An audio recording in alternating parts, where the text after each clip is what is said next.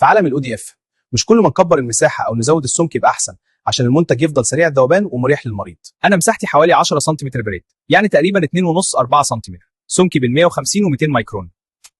مصمم عشان أكون مريح داخل الفم، أذوب بسرعة وأدي جرعة دقيقة وثابتة. وانا لو السمك زاد قوي الفيلم ممكن يبقى صلب ويفقد مرونته، وده يأثر على راحة المريض. انا اكبر شوية وممكن اكون اتخن كمان،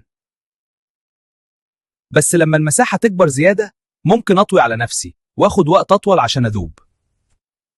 وكمان الجرعة ممكن تبقى مش متجانسة لو السمك او المساحة مش محسوبين صح.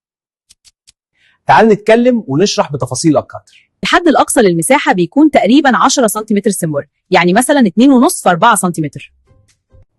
ليه ما نكبرش اكتر؟